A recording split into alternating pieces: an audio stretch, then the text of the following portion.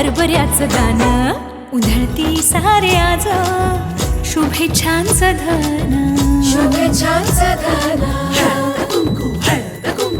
मनातलं भीती म्हणजे आधीच्या मारे गेलेलं आहे.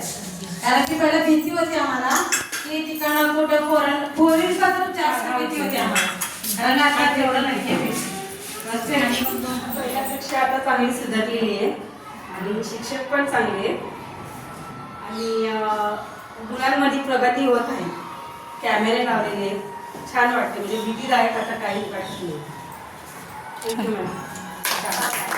ती सकाळची छान परिपाठासाठी एकदम म्हणते मला परिपाठ रोजचा पाहिजे. तिला आवडतं, सवय चांगली म्हणजे शाळेची. जेव्हा मुलाच्या आधी मला जायचं त्याला परिपाठ घ्यायचा असं तिला वाटलं. म्हणजे सगळ्यांना आरोही अर्णवी तिने पण एक छान एक मोठी होती ती पण दुसरी शाळेत गेली. पण आता वाटते की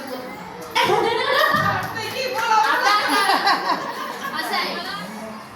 शाळा आधीपेक्षा आता खूप फरक पडलेला आहे. म्हणजे मुलांमध्ये सुद्धा आणि व्यवस्थित सगळं पालकांची शिक्षकांची देखरेख वगैरे चालू आहे.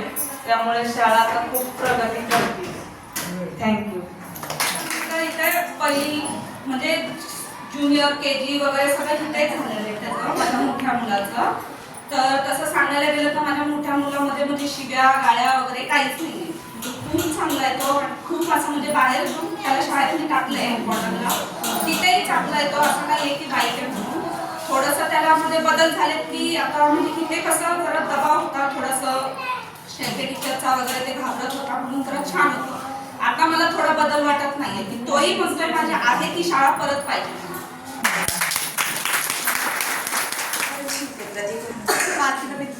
ठिकाणी टाकले. आता 4थीत आहे माझा पोरगा. फक्त थोडं स्ट्रिक्ट पाहिजे.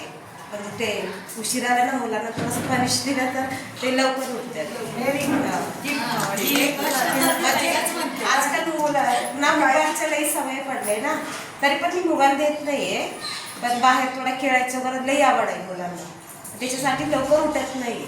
थोडा टायमिंगचं थोडा स्ट्रिक असलं ना म्हणजे शिक्षण. तुम्हाला आवडतं स्ट्रिक असलेलं, काही पालकांना आवडत नाही.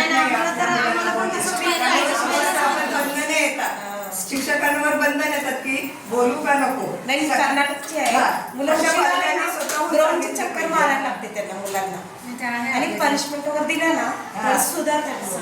पण पालकांनी सगळ्यांनी सांगितलं पाहिजे मॅडम माझ्या मुलाला रागवा.